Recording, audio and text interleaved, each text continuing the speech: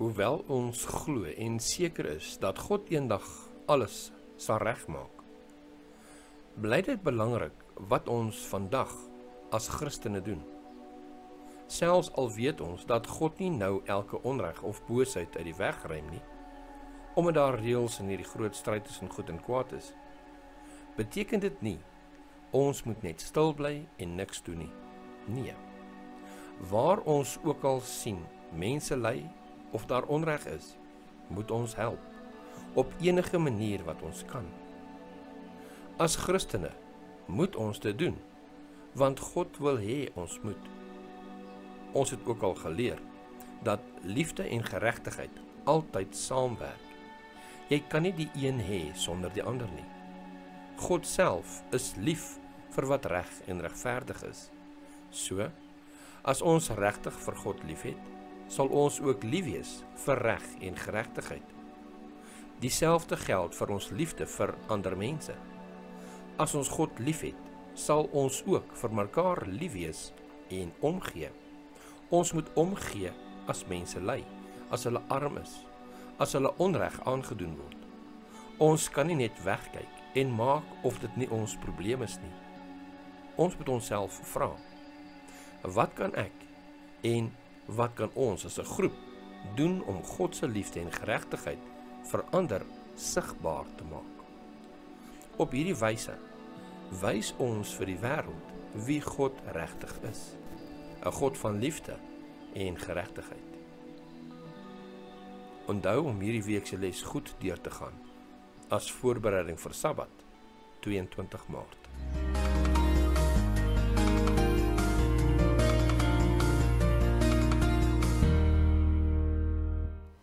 Hi, baie welkom by hierdie week se bespreking van ons les. Ons kyk hierdie week na les 12 vir 15 tot 21 Maart. Liefde en geregtigheid, die twee grootste gebooie.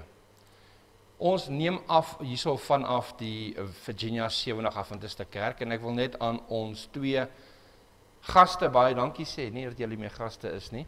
Ou Mike hierso aan my regterkant, baie dankie dat jy saam met ons die lesie doen. Dankie David. En aan Wiets ook, Wietsbeer, baie dankie dat jy saam met ons die lesie doen. Ons geheeteksvers vir hierdie of vir hierdie week altans is in 1 Johannes 4 vers 20. Nou die lesie het hom in die nuwe vertaling en hy is nie heeltemal volledig daar nie. Hierdie eerste gedeelte as iemand sê is nie daar nie. So ek gee hom vir ons in die ou Afrikaanse Bybel. Dit lees soos volg, 1 Johannes 4 vers 20. As iemand sê, ek het God lief, en sy broeder haat, is hy 'n leienaar. Want wie sy broeder, wat hy gesien het, nie lief het nie, hoe kan hy God lief hê, wat hy nie gesien het nie? Kom ons open met gebed. Hemelse Vader, baie dankie dat ons weer saam kan kom om die woord te open, daaruit te leer, dat ons hierdie lesie met mekaar kan deel en bespreek. En ek wil U bid, Here, asseblief, dat U ons insig sal gee in U woord. Ons bid dit in Jesus se naam. Amen. Weereens baie welkom, dankie dat julle ook saam met ons inskakel op YouTube. Baie dankie vir elkeen van julle wat ook die duimsknopie druk en vir al julle ondersteuning elke week en julle gebede. Ons waardeer dit opreg. Kom ons gaan na ons lesie toe. En ons gaan eers kyk daarso na Sondag. En Sondag se opskrif is die twee grootste gebooie.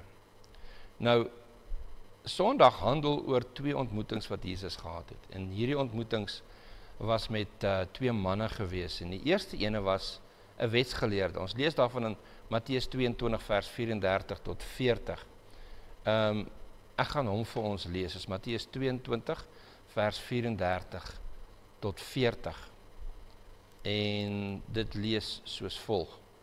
En toe die Fariseërs hoor dat hy die Sadduseërs die mond gestop het, het hulle almal saam vergader. En een van hulle, 'n wetgeleerde, het 'n vraag gestel om hom te versoek en gesê: Meester, wat is die groot gebod in die wet? En Jesus antwoord hom: Jy moet die Here jou God lief hê met jou hele hart en met jou hele siel en met jou hele verstand. Dit is die eerste en die groot gebod. En die tweede wat hiermee gelyk staan, jy moet jou naaste lief hê soos jouself. Aan hierdie twee gebooie hang die hele wet en die profete. Nou wat baie interessant is dat in hierdie eerste ene, waar Jesus ontmoeting het met hierdie mense, met hierdie persoon, is hulle het basies gekom om Jesus uit te vang. Dit was die doel gewees. Dit is hoekom hulle met hierdie vraag na die Here toe gekom het.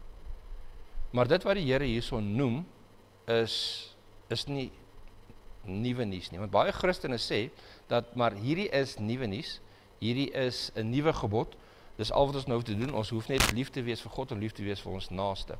Maar wat interessant is, Jesus sê hierso, dat al die wet en al die profete hang rondom hierdie twee wette, liefde tot God en liefde tot jou medemens.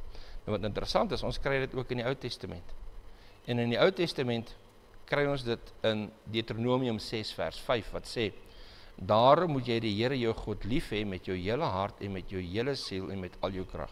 So dit wat Jesus vir hulle gesê het, is nie iets wat hulle nie geken het nie, hulle het dit geweet, is deel van die Ou Testament. En ook net so die tweede gedeelte, Levitikus 19 vers 18 sê, jy mag nie kwaadgierig of haatdraand teenoor die kinders van jou volk wees nie, maar jy moet jou naaste lief hê soos jouself, ek is die Here. So hierdie ene, jy moet die Here jou God lief hê met alles in jou, is in die Ou Testament. Jy moet jou naaste lief hê soos jouself, dit is in die Ou Testament ook. So dis nie dat daar 'n onderskeid is wat dit betref nie. Want as ons gaan na die volgende ontmoeting toe, en hierdie eerste was met die skrifgeleerde gewees, hierdie volgende ene is met 'n ryk jong man. Matteus 19 vanaf vers 16 tot en met vers 23, né? Ja. En dit lees soos volg, dit sê, en daar kom een na hom en sê vir hom, goeie meester, watter goeie ding moet ek doen, dat ek die ewige lewe kan hê? En hy sê vir hom, waarom noem jy my goed? Niemand is goed nie, behalwe een, naamlik God. Maar as jy in die lewe wil ingaan, onderhou die gebooie. Hy vra hom, watter? Nou hierdie is 'n baie interessante vraag. Hy vra, watter? So, dis die ding wat die mense vandag vra. Maar wat se gebooie moet ons gehoorsaam? Daar's oor die 600 gebooie in die Ou Testament. Wat se gebooie moet ons gehoorsaam? En kyk wat sê hierso. Jesus hierso. En Jesus sê dit, jy mag nie doodslaan nie, jy mag nie egbreek nie, jy mag nie steel nie, jy mag geen valse getuies gee nie, eer jou vader en jou moeder, en jy moet jou naaste lief hê soos jouself. So hierso openbaar die Here aan hom wat se gebooie hy na verwys. En wat se gebooie is hierdie? Dit is deel van die 10 gebooie. Maar as so iemand sê, ja, maar dit is net die 10 gebooie wat te doen het met jou naaste. So sê die Here dan vir hierdie man, jy moenie lief wees vir God nie. Jy kan maar God se naam uitelik gebruik. Jy kan maar ander, natuurlik nie. Hy praat van die 10 gebooie. Maar hy noem spesifiek die gedeelte van die gebooie wat te doen het met jou medemens. Want Jesus weet, hierdie man sit met 'n probleem. Daar's iets wat hom keer om die ewige lewe te beerwe. En ons lees dit verder hierso, want die jong man in vers 20 sê vir hom, al hierdie dinge het ek onderhou van my jeug af, wat kom ek nog kort? Jesus antwoord hom, as jy volmaak wil wees, gaan verkoop jou goed en gee dit aan armes, en jy sal 'n skat in die hemel hê, en kom hier en volg my. Nou, eerstens, as ons hierdie twee met mekaar verbind, hierdie wetsgeleerde wat vir die Here kom vra, wat is die groot gebod? Jesus sê, liefde tot God, en iemand gelyk is aan hom, soos Jesus wat gelyk is aan die Vader, die vrou wat gelyk is aan die man, wat gelyk is liefde tot jou naaste. So hierdie is die groot gebod, liefde tot God, liefde tot jou naaste. As jy kyk na die 10 gebooie, die eerste 4 gaan oor liefde tot God, die laaste 6 gaan oor liefde tot jou naaste. En wanneer ons dan nou kyk na hierdie ontmoeting met hierdie ryk jong man, daar is mense, want hy sê vir die Here sê vir hom, eer jou vader en jou moeder, moenie doodslaan nie, daai gedeeltes, en hy sê, maar ek doen dit nog al die jare. So met ander woorde, daar is mense wat goedwillige werk doen. Maar die kraks is, dit moet uit die hart uitkom. Dit moet uit liefde uit wees. Dit moet selfopofferend wees. Jesus het vir ons die voorbeeld gestel van hierdie selfopofferende liefde wat hy vir ons gegee het deur vir ons te sterf op die kruis. En wat die selfopoffering vir hom moes wees, is hy moes sy rykdom gaan verkoop het en vir die armes gegee het. Wat sou gewys het, dat sy vorige optrede van diens tot sy medemens was opreg of het was nie opreg gewees nie. Maar die ding is, ons almal sit met daai probleem, selfsug is deel van ons lewens. En ons moet die Here bid dat hy vir ons die karakter, die liefde, die selfopofferende liefde van Christus sal gee, want dit kan net uit hom uitkom, nie uit onsself uit nie. Nou hier is 'n aanhaling uit die Koning van die Eeue, bladsy 520, ek gaan nie alles lees nie. Dit praat hierso oor hierdie karakter van hierdie man, wat die Here graag wou verander het. Hy het gesien daar's 'n fout in sy karakter, en dit is dat hy nie, dat daar ding in die wêreld is waarin hy vashou, wat hy nie wil laat gaan vir die Here nie. Nou wil ek net hierdie laaste gedeelte lees, wat sê, of hy nou 'n groot deel, of selfs net 'n gedeeltetjie van sy lewe van God weerhou het, sou dit steeds neerkom op 'n vasklou aan dinge, wat sy morele krag en doeltreffendheid sou verswak. Maar ander woorde, al was dit 'n klein dingetjie waarna hy steeds vasgehou het in plaas van om dit oor te gee aan die Here, sou dit sy vermoë verswak het. Die volgende sin sê, as 'n mens wêreldse dinge koester, hoe onseker en onwaardig dit ook al mag wees, sal hulle uiteindelik al jou aandag in beslag neem. Dit gaan jou verswelg. As dit 'n klein dingetjie is, gaan nie by 'n klein dingetjie bly nie, soos wat sonde is, né? 'n klein sonde bly nie 'n klein sonde nie, dit groei. En dit bring ons dan by die vraag aan die einde van die dag, en miskien kan julle twee my help met hierdie vraag. Dit sê, nie almal van ons word soos hierdie ryk jong man geroep om al ons besittings te verkoop nie.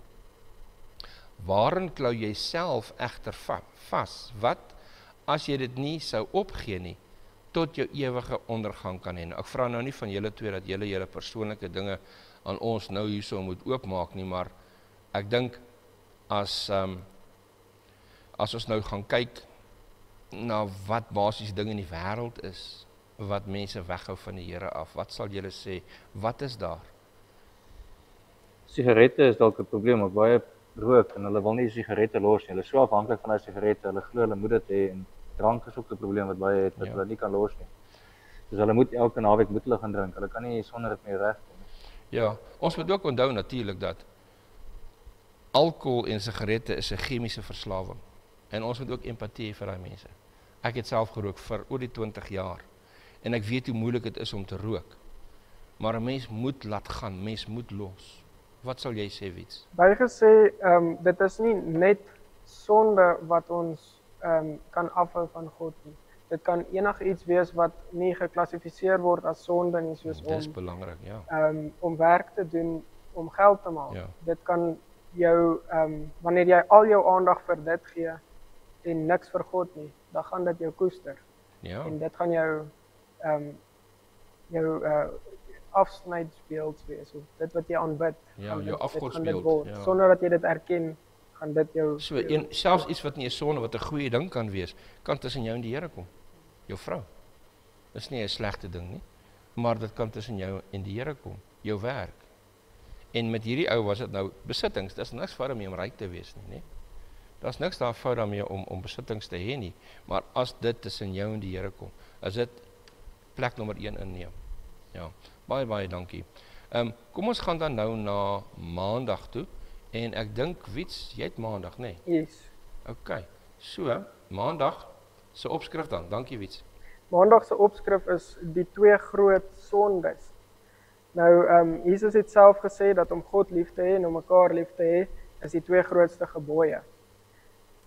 Nou, om hierdie 2 groot gebooie te gehoorsaam, moet ons 'n paar opofferings gee, om jou naastes lief te hê en om God lief te hê. En hierdie doen jy juis wanneer jy Jesus se voetspore volg. So as ons 'n disipel is van God, dan gaan ons outomaties hierdie 2 groot gebooie volg. Nou is die vraag, wat is die 2 groot sondes dan? En ek gaan vir ons uit Psalm 135 vers 13 tot 19 lees, en let op vers 15. Vanaf vers 13 af. O Here, U naam is tot in ewigheid. U gedenknaam, Here, van geslag tot geslag. Want die Here sal aan sy volk reg doen en medelee hê met sy knegte. Die afgode van die heidene is silwer en goud, 'n werk van mensehande. Hulle het 'n mond, maar praat nie. Hulle het oë, maar sien nie. Ore het hulle, maar hoor nie. Ook is daar geen asem in hulle mond nie. Die wat hulle smaak, sal net soos hulle word. Elkeen wat op hulle vertrou, Huis van Israel, loof die Here. Huis van Aaron, loof die Here. So nou sê die vraag, wat sê dit vir ons oor 'n algemene sonde wat reg deur die skrif beklemtoon? En ek dink vers 15 beklemtoon dit baie goed. Die afgode van die heidene is silwer en goud, 'n werk van menshande. So dit gaan oor afgoderry. En soos ons nou gesê het, enige iets wat jy voor God sit, is 'n afgod. En dit is waar sonde eintlik ontstaan, is wanneer jy of jouself of iets bo God verhef. Want dan val jy weg van God af. Die Ou Testament lê die klem daarop dat jy God bo alles moet lief hê. Soos Deuteronomium 6 vers 5 sê, wat ons ook nou gelees het, wat sê, daarom moet jy die Here jou God lief hê met jou hele hart en met jou hele siel en met jou hele krag, met al jou krag. Amen. So dit hou geweldig verband met die groot sonde afgoderry. Dan die tweede vraag sê, waaroor bestraf God sy volk hier, volgens die profeet in Sagarias 7 vers 9 tot 12, en hoe hou hierdie sonde en die van afgoderry verband met die twee grootste gebooie? So kom ons lees Sagarias 7 vers 9 tot 12. So het die Here van die leerskare gespreek en gesê, spreek 'n eerlike vonnis uit en bewys liefde en barmhartigheid die een aan die ander. En moet nie die weduwee en die wees, die vreemdeling en die arme verdruk nie, en kwaad in julle hart teenoor mekaar bedink nie. Maar hulle het geweier om te luister en wederstrewig die skouer afgewend en hulle ore toegestop om nie te hoor nie. Ook het hulle hul hart soos 'n diamant gemaak, om nie die wet te verneem nie, en die woorde wat die Here van die leerskare deur sy gees, deur die diens van die vroeëre profete gestuur het nie. So het daar dan van die Here van die leerskare 'n groot toorn gekom. Die lesie sê hierso in die tweede paragraaf onder daai vraag, die twee groot sondes wat reg deur die Ou Testament beklemtoon word, het altyd te maak met versuimings om die twee groot gebooie uit te voer, om God lief te hê en mekaar lief te hê. So die twee grootste sondes gaan oor die versuim om lief te hê. Kortom, jy kan nie die gebooie onderhou as jy nie God en medemens lief het nie. So basies wat dit sê, dat die twee groot sondes is die teenoorgestelde van die twee groot gebooie. En sonder liefde gaan jy die sonde doen. Jy kan probeer om die twee groot gebooie te hou, maar sonder liefde gaan jy niks van die gebooie kan hou nie. Dan gaan jy inval in die twee groot sondes. Amen. Dan aan die vraag hier aan die einde sê, hoe sou jy verduidelik dat liefde vir God nie van naaste liefde geskei kan word nie? Hoe verstaan jy die onskeidbaarheid van die twee? Ek het hierso neergeskryf dat wanneer ons naastes lief het, dan is ons gehoorsaam aan God en sy geregtigheid. En gehoorsaamheid aan God beteken dat ons vir hom lief het. Soos Johannes 14 vers 15 wat sê, as julle my lief het, bewaar my gebooie. Ja, baie beslis. Baie beslis. Die ding is, as 'n mens lief is vir God, daar's 'n rede hoekom jy lief is vir God. Jy's lief vir God omdat hy eerste lief is vir jou is. En omdat hy 'n tipe God is wat self opofferende liefde het, wat jou eerste stel en homself benadeel. En as jy daai tipe liefde jou trek en jy vir daai tipe liefde lief is, gaan jy dit self wil uitleef. Dit kan nie anders dan nie. So die twee is onafskeidbaar van mekaar. Baie beslis. En dan het ons nou volgende vir Mike. Mike, baie dankie. Die David vir Dinsdag. Die opskrif is daar, God het geregtigheid lief. In die Ou en Nuwe Testament het God deurkans 'n passie vir die onderdruktes en vertraptes, terwyl hy terselfdertyd aan sy regmatige toorn onder die oortreders en onderdrukkings uiting gee. Die leesvra ons met Psalm 82 lees. Ek gaan hom nou maar lees vir ons, hy is nie te lank nie. Psalm van Asaf. God staan in die vergadering van die gode. Hy hou gerig te midde van die gode. Hoe lank sal julle onregverdig oordeel en partydig wees vir die goddelose mense. Doen reg aan die swakke en die wees, gee aan die elendige en die arme sy reg. Red die swakke en die behoeftige, bevry hulle uit die hand van die goddelose mense.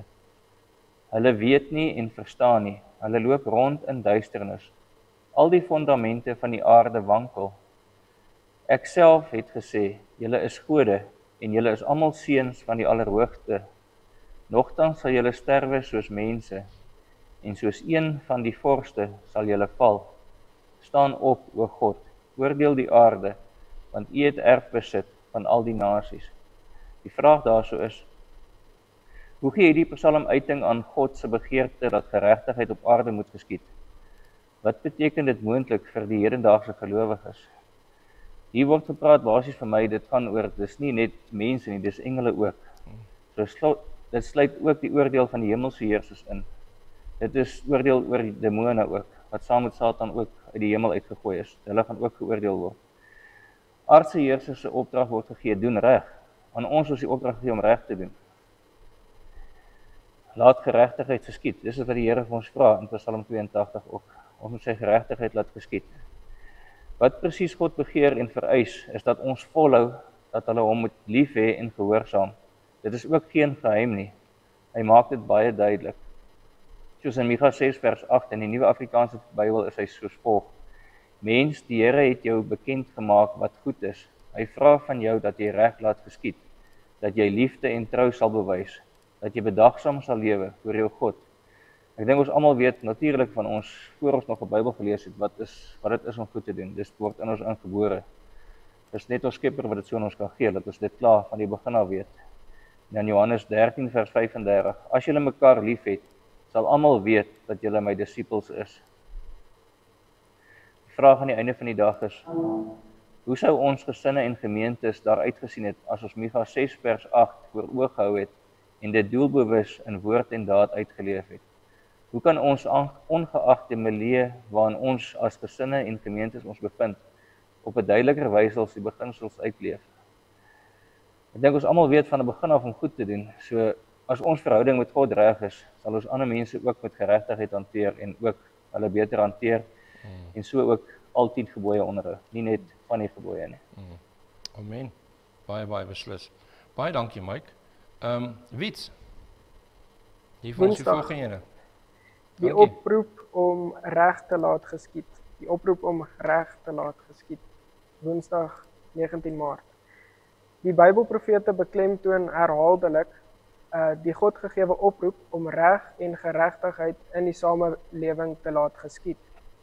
Die kere wat die Bybelfigure inderdaad die Here gevra het om tog sy oordeele te bring, was op sigself 'n smeekbede dat God geregtigheid sou bring. As ons kyk na die profeet Jesaja, wat nie doekies omgedraai het op die feit dat ongeregtigheid wat destyds in Israel hoogtyd gevier het nie. Hy het nie doekies daarom gedraai dat God se gereg moet geskied nie. As ons kyk na Jesaja 1 vers 17, wat Jesaja sê, leer om goed te doen, soek die reg, beteel die verdrukker, doen reg aan die wees, verdedig die saak van die weduwee. Dis 'n paar mens kan sê dit is deel van die wet, want dit is die liefde van God. Maar die geregtigheid van God is alles te doen met liefde. En dit is hoekom dit so belangrik is. Want as ons lief is vir God, dan is geregtigheid 'n belangrike ding, want God het geregtigheid lief. As ons die vraag lees, daar sê dit Matteus 23 vers 23 tot 30, wat ek gou vir ons gaan lees. Wee julle skrifgeleerdes en fariseërs, geveinsdes, want julle gee tiendes en kruisement en anys en koljander, en die swaarste van die wet laat julle na, die reg en die barmhartigheid en die trou. Hierdie dinge behoort julle te doen sonder om die ander na te laat. Blinde leiers, julle wat die muggie uitsit, maar die kameel insluk, wee julle, skrifgeleerders en fariseërs, geveinsdes, want julle maak die buitekant van die beker en die skottel skoon, maar die binnekant is dit vol roof en onmagtigheid. Blinde fariseer, maak eers die binnekant van die beker en die skottel skoon, sodat ook die buitekant daarvan skoon kan word. Wee julle, skrifgeleerders en fariseërs, geveinstes, want julle is net soos gewitte grafte wat van buite wel fraai lyk, maar van binne vol doodsbene en allerhande onreinheid is. So lyk julle ook van buite vir die mense wel regverdig, maar van binne is julle vol geveinsdheid en ongeregtigheid. Wee julle skrifgeleerders en fariseërs, geveinstes, want julle bou die grafte van die profete en versier die grafstene van die regverdiges, en julle sê, as ons in die dae van ons vaders geleef het, sou ons geen deel met hulle gehad het aan die bloed van die profete nie. Dis 'n paar harde woorde hierdie. Die vraag sê hierso, wat is volgens Jesus die belangrikste ding wat 'n gelowige behoort te doen? Let op die sinsnede, die gewittigste van die wet, of wat volgens die wet van God die swaarste weeg. Waarna verwys dit?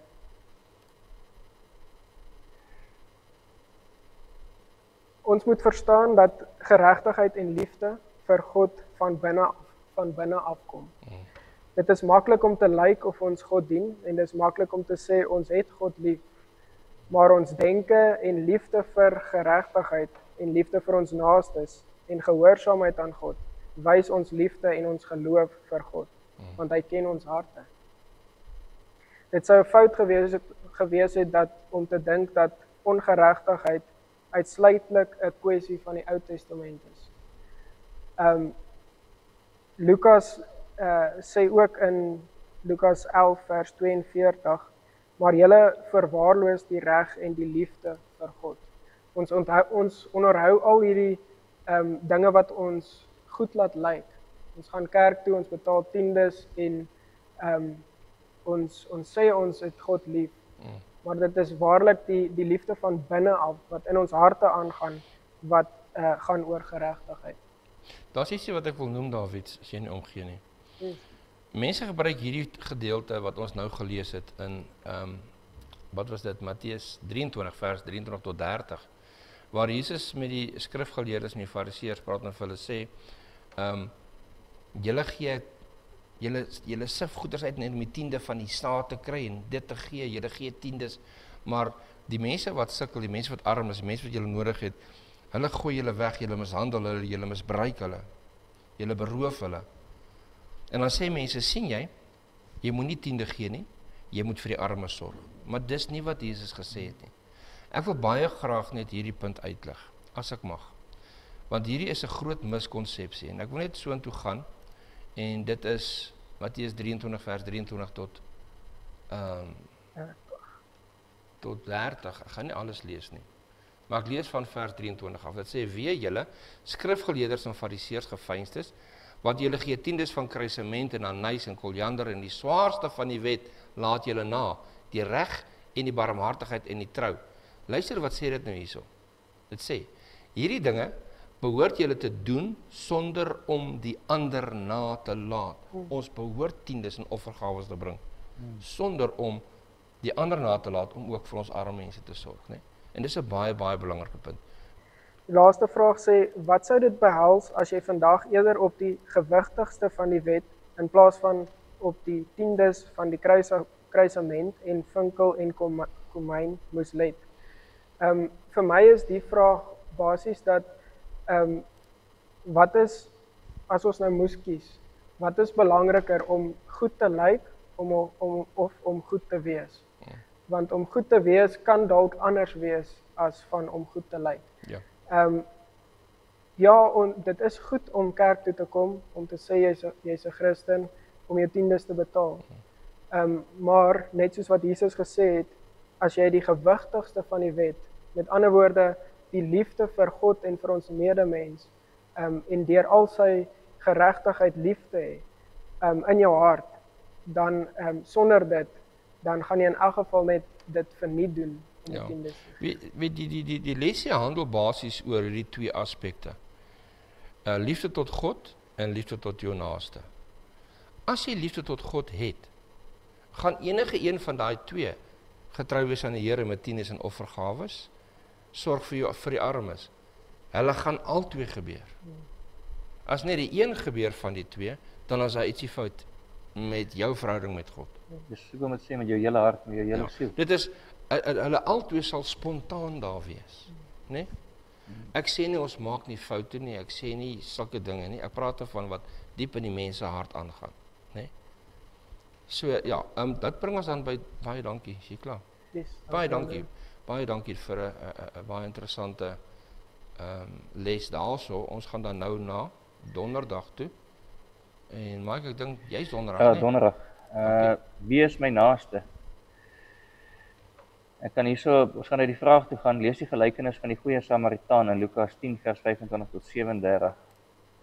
Wat sê hierdie skrifgedeelte in ag genome die profeet se oproep tot genade en geregtigheid, as ook die uiteenlopende ongeregtighede wat verskillende mensegroepe hulle naaste deur die loop van die geskiedenis aangedoen het. Ek gaan vir ons lees Lukas 10 vers 25 tot 37. En daar het 'n sekere wetsgeleerde opgestaan wat hom versoek het deur te sê: Meester, wat moet ek doen om die ewige lewe te beerwe? En hy antwoord hom: Wat is in die wet geskrywe? Hoe lees jy? En hy antwoord en sê: Jy moet die Here jou God lief hê met jou hele hart en met jou hele siel en met jou hele krag en uit jou hele verstand en jou naaste soos jouself. Toe sê hy vir hom: Jy het reg geantwoord. Doen dit en jy sal lewe. Maar hy wou homself regverdig en sê vir Jesus: En wie is my naaste? En Jesus antwoord en sê: 'n sekere man het afgegaan van Jerusalem na Jerigo en onder rowers verval. En nadat hulle hom uitgetrek en geslaan het, gaan hulle weg en laat hom half dood lê. En bygeval het 'n priester met daardie pad afgekom en toe hy hom sien, gaan hy ander kant verby. En net so ook 'n leviet by die plek gekom en hom gesien en ander kant verby gegaan. Maar 'n sekere Samaritaan wat op reis was, het op hom afgekom en toe hy hom sien, het hy innig jammer gevoel en na hom gegaan, sy wonde verbind en olie en wyn daarop gegooi. Hy het hom toe op sy eie pak weer gehelp en hom na 'n herberg geneem en vir hom gesorg. En toe hy die volgende môre weggaan, haal hy 2 pennings uit en gee dit aan die eienaar van die herberg en sê vir hom: Sorg vir hom, en enige onkostes wat jy nog meer mag hê, sal ek jou betaal as ek terugkom. Wie dan van hierdie 3 dink jy was die naaste van hom wat onder die rowers geval het? En hy antwoord: Hy wat barmhartigheid aan hom bewys het. Toe sê Jesus vir hom: Gaan en doen jy net so. Jesus het hier oor geregtigheid gepraat. Hy het dit nie net gepraat nie, maar hy het dit ook gebring. En dan met diegene wat in die wurggreep van sonde en ongeregtigheid en onderdrukking was, het hy homself vereenselwig, maar sonder om deur die sonde besmet te word. So het hy die vyand oorwin, deur homself in liefde aan die mens te gee, om as beide die regverdige en die regverdigmaker van elkeen wat glo reg te laat geskied. Neem in ag dat die skrywer van die wet gesterf het om dit te handhaaf. Dit is 'n groot waarding wat ek raak gelees het in hierdie les. Jesus het basies die wet ook geskryf en hy het kom sterf vir ons sondes, om ons weer te kon skoon was, dat ons eendag by hom kan wees. Hoe kan ons dan sê dat ons erns met hierdie wet maak, as ons die dinge afskeep, wat volgens die wet van God die swaarste weeg, soos Jesus dit stel? Ons op Psalm 9, vers 9 en 10. En hy self sal die wêreld oordeel in geregtigheid en die volke vonnis met reg. So is die Here dan 'n rotsvesting vir die verdrukte, 'n rotsvesting in tye van benoudheid. En dan ook in Psalm 146 vers 7 en 9 tot 9. Hy laat reg geskied aan die verdruktes en gee brood aan die wat honger ly. Die Here bevry die gevangenes. Die Here laat blindes sien. Hy ondersteun die wat bedruk is. Die Here het die regverdige lief. Hy beskerm vreemdelinge en help weeskinders en weduwees, maar hy versper die pad vir die goddelose. Ek dink nie God se woord kan dit duideliker stel oor wie ons medemense is en wat ons vir hulle moet doen nie. Ek dink ons almal kom kort daaraan om ons medemense regtig te help met dit wat ons kan. Ons kan baie meer vir hulle doen as wat ons op hierdie stadium doen. Iets waaraan ons almal kan werk. Die vraag op die einde van die dag is: wat kan ons uit die lewe en bediening van Jesus oor opheffingswerk onder behoeftiges leer? Ons kan tog nie soos hy wonderwerke doen nie. Let egter op die hulp wat ons wel aan diegene wat in pyn en lyding verkeer kan bied. Hoe kan dit vir daardie persone soos 'n wonderwerk in die kleine wees? Ek dink wat 'n groot probleem in die wêreld is, daar's nie veronderstel om hongersnood in hierdie wêreld te wees nie. Daar's genoeg vir almal. En net almal is nie bereid om te deel met ander nie. Dis wat die groot probleem is. Dis al wat ek het dan vir donderdag. Dankie julle. Ja, definitief. Daar's dus ietsie wat ek wil uitlig hierso by hierdie les wat ek raak gelees het, en dit is in hierdie, dis 'n bietjie van die les af. Maar die mag van sê dit in Engels, the power of suggestion. Die mag van net om ietsie voor te stel is baie sterk. En ek wil dit net hierdie volgende uitlig. Dit sê hierso in hierdie vraag. Dis nou Lukas 10 vers 25 tot 37 ons gelees het, né? Dan sê dit: "Wat sê hierdie skrifgedeelte in ag genome die profetiese oproep tot genade en geregtigheid, as ook die uiteenlopende ongeregtighede wat verskillende mensegroepe hulle naaste deur die loop van die geskiedenis aangedoen het." Wat word bedoel met hierso? Wat verskillende mensegroepe. Dis nie mensegroepe wat dinge gedoen het nie. Almal in die geskiedenis van die wêreld het teenoor almal slegte dinge gedoen. Dis nie mensegroepe nie. Daai idee moet ons uit ons koppe uitkry. Dis nie sekere mensegroepe nie. Almal. Alle mense het deur al die duisende jare slegte dinge teenoor mekaar gedoen. So dis net 'n punt wat ek wou uitgebring het daarso. Dit bring ons dan by Vrydag 21 Maart. Hierso is 'n baie mooi aanhaling wat gehaal word hierso uit die Koning van die Eeue bladsy 286 en 287. En ek wil ons vriende nooi om dit self te gaan lees as u nie toegang het tot die lesboekies nie. In die beskrywing van die video hieronder is daar sowel 'n skakel na hierdie week se les. Daar sal staan les 12 en dan 'n skakel. Klik op die skakel en dan gaan dit daar kan 'n PDF oopmaak en jy kan dit aflaai en jy kan dan so hierdie lesie ook saam met ons deurgaan. Maar hierdie week sit ons met 4 vrae. En die eerste vraag vir bespreking lees soos volg. Dit sê: in elke vals godsdiens, sê Ellen G. White, dis nou in die aanhaling hierbo, word volgelinge geleer om ongevoelig teenoor menslike behoeftes, lyding en regte te wees. Waarom en op watter wyse is dit so? Hoe kan ons doelbewus sulke apatie in ons gemeentes en konferensies voorkom? Nou, dit gaan nou nodig wees vir my om 'n gedeelte van hierdie boonste aanhaling te lees, want in hierdie vraag sê dit: in elke vals godsdiens word volgelinge geleer om ongevoelig teenoor menslike behoeftes, lyding en regte te wees. Wel, hierdie is nie reggestel nie, want wat dit dan basies sê is dat moslems word geleer om sleg te doen aan ander mense. En dis nie waar nie. Hulle word geleer om vir die honger te sorg. Selfs met die Boeddhiste.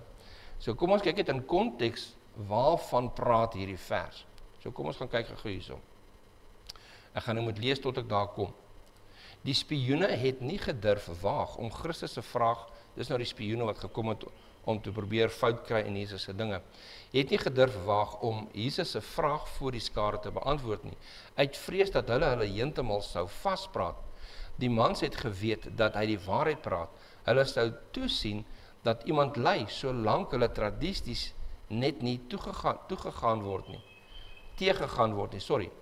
Nietemin was hulle bereid om 'n kalf uit die put te trek, sodat die eienaar tog net nie skade moes ly nie. So, die fariseërs het meer vir 'n stomme dier as vir 'n mens omgegee. So nou sien ons die konteks. Dis daar waar Jesus daai persoon genees het en hulle sê, hoe kan jy wil genees op die Sabbat? Toe sê die Here vir hulle, is dit goed om goed te doen op die Sabbat, 'n lewe te red, of om kwaad aan te vang? Julle wat as 'n skaap in die dal is, gaan julle hom nie uithaal nie, of gaan jy hom laat doodgaan? Hoeveel te meer 'n kind van Abraham? Nou, dis nou in hierdie sin.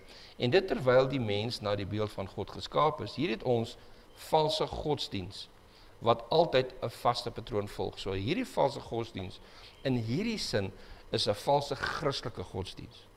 'n Valse Christelike godsdiens is altyd gekonsentreer op die eie ek. So dit sê hierso, dit begin by die menslike begeerte om bokant God verhef te wees, maar eindig by die mens wat tot op die vlak van diere verlaag word. So nou verstaan ons die vraag 'n bietjie beter wat hier gevra word, né? So laat ek nou weer die vraag lees. In elke valse godsdienst, sê Ellen G. White, word volgelinge geleer om ongevoelig teenoor menslike behoeftes, lyding en regte te wees. So met ander woorde, as hierdie nie die ware reine godsdienst van Christus is nie, gered deur genade, genade alleen nie, dan gaan dit gaan oor die eie ek. Dan gaan jy dink eers aan jouself. Maar volgens die ware Christelike godsdienst wat Christus ons gegee het, dink jy eers aan die volgende persoon. So waarom en op watter wyse is dit so? Hoe kan ons doelbewus sulke apatie in ons gemeentes en konferensies voorkom? Hoe gaan ons voorkom dat ons nie so raak nie? Wat sal julle sê? Wie wil try? As jy God gaan eers stel in jou lewe, sal die ander liefde vir jou medemense ook regkom. Jy gaan, as God die belangrikste punt in jou lewe gaan begin raak, en jy nie gaan konsentreer op aardse dinge en vir jouself wil dinge toeëien nie, sal daai regkom en almal sal saam kan werk. Ek glo nie daar gaan enige probleme onder mense dan wees, want almal gaan basies saamwerk. Ek dink dit gaan eendag in die hemel ook so wees. Ons gaan mekaar so op die hande wil dra. Ons gaan nie weet, jy gaan die ander een heeltyd die beter moet doen. Jy gaan nie wil, nee, jy moet my nie guns doen, ek vir jou guns doen. Dit gaan heeltyd so wil wees. Ek dink ook die geheeteks van vandag verduidelik hierdie vraag verskriklik baie mooi, is dat ons is 'n leienaar as ons sê ons het God lief, maar ons het nie ons broer lief. Jy kan nie vir God lief wees en nie vir jou broer lief wees. Dit is teenstrydig teen mekaar. Weet, dit is 'n baie goeie punt wat jy daar so maak. Want as jy kyk na wat ek vroeër ook gesê het, as jy lief is vir God, kan jy nie anderster as om lief te wees vir jou naaste nie. Nee? Dit kan nie van mekaar geskei word nie. Vraag 2. Wie is my naaste? Wie is jou naaste? Op watter praktiese maniere behoort die navolging van Christus ons meer soos die Samaritaan te maak, wat terwille van naaste liefde die skeidsmure van sy tyd oorbrug het? So wie is ons naaste? Piet, wat sal jy sê? Wie is ons naaste? Almal wat ons teekom. Ja. Almal wie ons teekom. Stem jy saam? Ja. Almal wat wie ons teekom. Definitief. OK, kom ons gaan na die volgende vraag toe. En die volgende vraag, vraag 3, lees soos volg. God het genade en geregtigheid lief. So hoe gemaak om 'n mens se dade in pas te bring met die dinge wat vir hom, vir God, die belangrikste is? Hoe kan ons, soos Jesus dit stel, op die belangrikste dinge van die wette van God, wat van God vra, let? Nou, net gou 'n punt hierso, né? Die belangrikste dinge van die wet. Met ander woorde, daar is mense wat hulle hele lewe lank tiendes en offergawes gegee het, wat nie hemel toe gaan nie, want hulle harte is hard. Dan is daar mense wat 'n hart vir hulle medemens het, en hulle self beroof het om hulle medemens te help, wat nooit tiendes en offergawes gegee het nie, wat in die hemel sal wees. Dit maak nie die gee van tiendes en offergawes verkeerd nie, maar ek dink dit is ook die punt wat hier so uitkom, né? Hoe kan ons, soos Jesus dit stel, op die belangrikste dinge van die wette van God vra, hoe kan ons daarop let? Mike, ek dink jy wou ietsie gesê daarso. Nee, ek het net in die week ook nou, ek het 'n vers raak gelees, 1 Johannes 2 vers 3. En hieraan weet ons dat ons hom ken, as ons sy gebooie bewaar. Soos ons daai liefde vir God en liefde vir naaste gaan hê, as ons God nie gaan ken nie, gaan ons dit nooit hê nie. So daai het net vir my vasgehak in my kop. Dit is so 'n belangrike punt, sy gebooie bewaar. En wat sê sy gebooie, die tweede gedeelte? Liefde tot jou naaste, né? Iets wat jy wil bysê daarso, vir daai vraag? As ons kyk na hoekom moet ons geregtigheid lief hê? Hoekom moet ons die gebooie ons word uit genade gered? Daar's nie 'n vereiste om hemel toe te gaan nie. Maar die rede hoekom ons die gebooie moet bewaar is omdat ons vir God lief het. God het geregtigheid lief, so ons moet ook geregtigheid lief hê. Ja, amen. En die karakter van God word weer herstel in ons. Ja, die wet moet 100% gehou word vir ons om gered te word. Ons kan dit nie doen nie. Daarom het Jesus dit kom doen. En die straf wat vir ons moes kom betaal het, wat op ons moes kom, het hy betaal, sodat ons kan ontvang wat hy verdien deur sy sondelose lewe. Maar dit beteken nie, ek kan nou sondig nie. Want Jesus het my gesterf op die kruis, nou hoef ek nie meer die gebooie van God te gehoorsaam nie. Ek dink as as jy tyd het, gaan lees Romeine 5, 6 en 7. Dit verduidelik hierdie onderwerp baie mooi. Yes. En ook Romeine hoofstuk 2 verduidelik ook baie waar praat van die een wat sonder die wet is, maar hy is gehoorsaam aan die wet. Hy is 'n kind van God. So, ja, baie mooi, baie dankie. Daar is Romeine, hoeveel sê jy? 5, 6 en 7. 5, 6 en 7. Yes. Kom ons kyk na ons volgende vraag. Ons volgende vraag lees soos volg. Wanneer Jesus oor die oordeel praat, is dit hoofsaaklik binne die raamwerk van naaste liefde. In hoe 'n mate ons medemens, veral die onderdrukkers en vertraptes, aktief liefhet. Hoe dikwels beklemtoon ons dit wanneer die oordeel bepeins en bespreek word. Oordink dit aan die hand van Matteus 25 vers 31 tot 46. Nou waaroor het Matteus 25 gegaan? Vers 31. Dis daai waar die Here die skaap aan die linkerkant en die regterkant sit, bokke, nee. ja. Kyk bietjie of ek reg is. Ja, reg. Skaap aan die bokke. En dan sê hy, ek het honger gehad, julle het my niks gegee nie. So gaan weg van my af. Ek was in die tronk gewees, nee wat. Dis nou aan die einde wanneer die Here gaan die wat hel toe gaan en die wat gered gaan word. En die wat gered gaan word, het die Here gesê, ek het honger gehad, julle het my te ete gegee. So dis 'n baie groot aspek, maar as jy ook sien in die Ou Testament, is dit 'n ding wat die Here baie op gehamer het met die volk, dat hulle nie kyk vir die arme mense nie, dat hulle die wees en die weduwees nie net verwaarloos nie, maar hulle sommer indoen vir hulle eie wins. En dit is 'n baie groot aspek. Dit beteken nie dat ek hoef nou nie al die ander dinge van God te gehoorsaam nie. Ek hoef net vir my medemens om te gee. Nee, dis nie net liefde tot jou medemens nie, dis ook liefde tot God, né? Baie dankie julle. Iets wat julle nog mee wil afsluit, wat julle wil doen? Ter afsluiting, Mike, kom ek vra vir jou ter afsluiting. Nee, ek is reg, gesnet. Dis 'n interessante les gewees hierdie vir my. Net weer wat Jesus alles vir ons kom doen het, weer uitgelig. As jy besef, hy het die wet geskryf ook en hy het kom sterf dat ons kan losgemaak word van ons sondes. Ja.